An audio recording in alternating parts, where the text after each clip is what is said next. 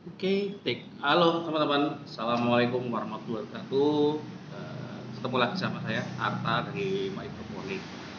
Jadi hari ini mungkin agak beda, kita ngobrolnya di kantor, kita mau sedikit sharing-sharing terkait, bisa dibilang sejarah kali ya, sejarah Microphonic mulai dari berdiri sampai ini tahun ketiga, kami bisa memberikan sayur yang segar, sayur yang sehat untuk teman-teman semua, baik untuk end user maupun teman-teman reseller maupun teman-teman apa resto. Juga kami pernah suplai ke apa namanya salah satu supermarket. Jadi kalau dari kebun sendiri sebenarnya mungkin 5 tahun 4 tahun yang lalu sudah berdiri ya teman-teman. Tapi di tahun 2020 sekitaran bulan Maret atau sorry bulan Juli saya diamanai untuk mengelola kebun ini. Hal yang pertama kali saya lakukan pada saat itu ya karena mohon maaf background saya adalah dari manajemen, saya sama sekali nggak tahu terkait pertanian, sehingga pada saat itu yang saya lakukan ya normalnya ketika seseorang di tempat yang baru, saya bahasa Jawanya sowan atau silaturahmi ke petani-petani hidroponik yang ada di Surabaya. Salah satunya Pak Lihan Jawara Hidroponik. Nggak tahu beliaunya masih ingat saya apa enggak. Di kenapa hal itu saya lakukan ya karena pastinya nanti apa kita di lapangan pasti akan bersinggungan dalam bukan dalam hal yang negatif ya. Dalam arti saya pasti butuh belajar sama beliau-beliau, saya pasti kalaupun nanti jualannya pasti ketemu dengan beliau-beliau di lapangan, sehingga mau nggak mau ya saya harus sowan, harus silaturahmi dulu ke beliau. Dan alhamdulillah respon beliau-beliau ini baik. Jadi saya diterima, saya pun apa ya diajari sehingga bisa berbudidaya sampai seperti saat ini. Nah, jadi kebetulan pada saat itu di kebun juga apa ya perlu pengembangan. Jadi awalnya itu kami nanam pakcoy. Normalnya pakcoy itu kan mungkin 100-150 gram. Pada saat itu tidak seberat itu untuk umur panennya. Sehingga hal yang saya lakukan dari sudut pandang manajemen adalah ya saya R&D gitu. Mungkin pertanian juga sama ya R&D. Saya ganti coba pakai beberapa bibit sampai akhirnya ketemu bibit panah merah, dan sampai saat ini kami pakai panah merah untuk item-item yang memang kami tanam ya. Jadi tidak semua memang mayoritas memang panah merah punya banyak varian tanaman, tapi ada beberapa yang mereka belum belum apa ya belum belum belum produksi lah. Balik lagi ke R&D tadi, jadi bibit sudah ketemu nih panah merah. Nah, cuma saya kurang puas pada saat itu gitu. Sehingga saya coba untuk bermain di pupuknya. Jadi saya coba cari beberapa merek pupuk sampai ketemu. Alhamdulillah sampai sekarang juga kami pakai hidroponik di Surabaya. Jadi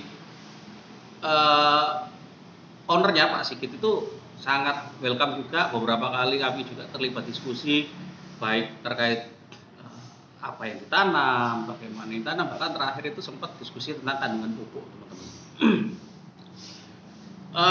Bicara budidaya selesai, mulai dari bibit, terus nutrisi atau pupuk ya.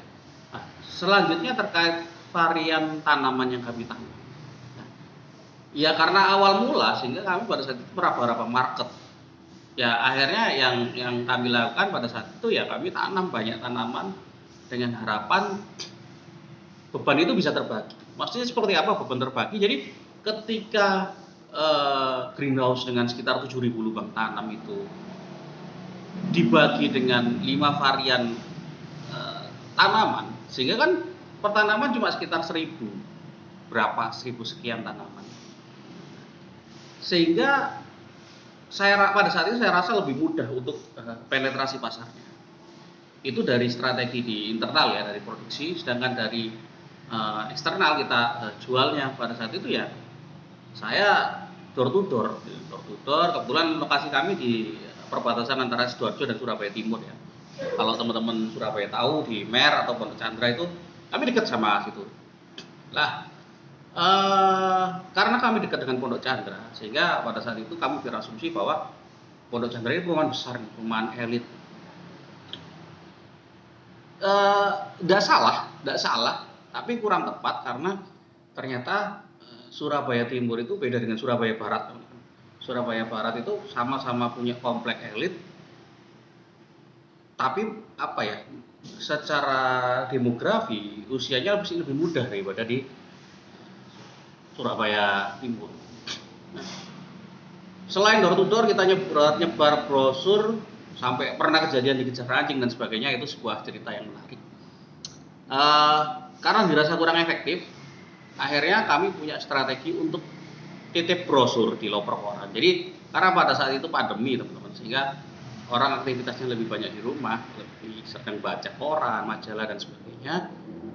Sehingga kita coba nih, kita pikir gimana kalau brosur itu dititipkan di loper koran. Cuma sekian lama berjalan kok nggak ada respon, nggak ada orang tanya dan sebagainya. Dari situ kami coba cari tahu apakah strategi itu berhasil, dan ternyata infonya brosur itu nggak diselipin di koran, sehingga ya Allah alam. Jadi kami tanya salah satu satpam di klaster di Pondok Chandra bahwa ya hanya ada korannya aja, karena di pos satpam itu juga berlangganan koran teman-teman. Allah alam. Jadi seperti itu. Terus kami juga memanfaatkan fasilitas dari Telkomsel. Buat teman-teman itu ada juga Telkomsel My Edge. Jadi pernah nggak teman-teman jalan ke satu tempat nih, tiba-tiba ada SMS entah dari brand tertentu ya, promo dan sebagainya. Ketika teman-teman lewat baru dapat SMS lah. Itu ada dari fasilitas Telkomsel. Jadi nomor yang tertera bukan nomor angka, tapi brand kalian. Itu bisa kalian manfaatkan. Nah, sudah terus. Nah, setelah hal-hal tersebut kami jalankan dan kami evaluasi ternyata kurang efektif, sehingga kami switch yang awalnya cari end user, coba deh cari market lain gitu. Nah, akhirnya kami cari nih ke kalau bahasa saya sih supermarket online ya teman-teman, supermarket online ya. Pada awalnya Tani Hub, cuma saya nggak tahu pada saat itu Tani Hub model bisnisnya seperti apa, sehingga mereka mereka concern terhadap petani binaan mereka, karena mereka kan juga punya produk Tanifan pada saat itu. Kami cari lagi lewat internet, lewat scrolling di sosmed, ketemulah satu brand namanya Sayur Box, dan Sayur Box itu baru pertama kali masuk di Surabaya pada saat itu. Nah, kami lewat jalur resmi, kami apply di website mereka. Jadi memang SOP-nya pada saat itu harus apply dulu ke website, nanti di review sama mereka. Kalau memang cocok, kami akan dihubungi balik. Tapi setelah nunggu beberapa saat ternyata kok nggak ada respon nih dari Sayur Box.